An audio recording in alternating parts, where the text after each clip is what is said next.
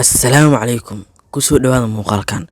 Muuqaalkan waxaan uga hadli doonaa TikTok oo la rabo in xog lagu iibsado. Ka hor intaan muuqaalkan bilaabin, waxaan kaa codsanayaa inaad subscribe saarto, like-na aad saarto si aad u caawiso algorithm-ka YouTube-ka si uu u bandhigo dadyo kale. Madaxa shirkadda TikTok ee Kevin Mayer ayaa shaqada ka tagay shirkadda bilo kadib magacaabistiisa, ayadoo ay kusoo beegantay markii lagu qasbay inuu ka iibiyo dowladda Mareykanka. Barnaamij wadaagga fiidiyowga gaaban ee TikTok ayaa waxaa ku qasbay inuu iibiyo ganacsigiisa Mareykanka. Maamulka Trump oo sheegay in xiriirka uu hadda la leeyahay Shiinaha uu ka dhigayo khatar amni qaran, ayna ka baqdi qabaan inay hesho xogtooda dowladda Shiinaha.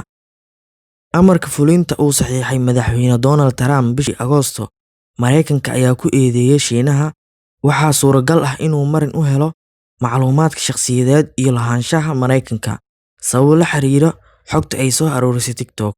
Dhinaceeda, TikTok ayaa si joogto ah u beenisay eedeymahaas, waxayna sheegtay in xogta user-ka isticmaala Mareykanka ay ku kaydsan tahay isla waddanka Mareykanka, iyadoo ay ku kaydsan tahay backup-keedana Singapore, iyo in xarumaheeda xogta ay ku yaaleen meel ka baxsan Shiinaha, taasoo muujinaysa in macluumaadkaas aan lagu xadgudbi karin sharciga Shiinaha.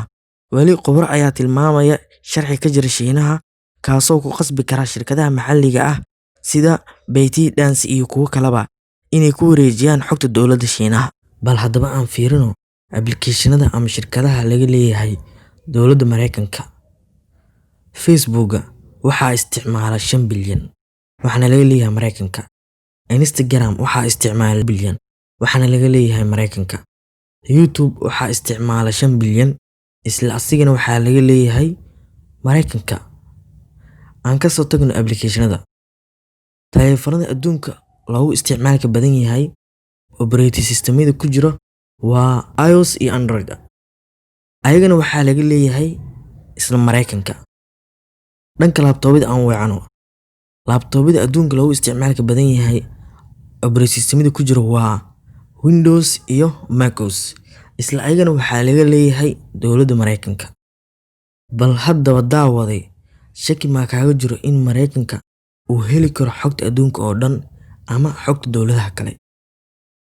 Markaan oo kale Soomaalidu waxay ku maamahdaa tuug tabtuu yahay ayuu tilmaamaa. Mareykankana qaabka uu ka eedeeyay Shiinaha waa isla qaabku asigana uu ka helo xogta dowladaha kale. Shirkadda ByteDance oo fadhigeedu yahay magaalada Beijing iska leh application TikTok ayaa wada hadal kula jirta shirkadda Microsoft, Oracle iyo maalgashadayaal kale si ay u iibiyaan application TikTok. Sida uu saxiixay madaxweyne Donald Trump, iibku waa inuu dhacaa ka hor 15 September. Kadib waa laga mamnuuci doonaa waddanka Mareykanka. Bal haddaba daawada fikirkaaga ka soo dhiibo, application TikTok ma laga iibin doonaa mise waa lagu gacan seeri doonaa? Maalintii Isniinta, TikTok wuxuu dacweeyay dowladda Mareykanka isagoo ku eedeeyay in laga xayuubiyay nidaamka cadaaladda. Dacwada ayaa dib u dhigi karta mamnuucista, iyadoo siinaysa TikTok waqti dheeri ah si loo helo heshiis wanaagsan oo iibka ah. Muuqaalkan halkaas ayuu ku egyahay. Haddii aad ka heshay like saar, la wadaagna asxaabtaada.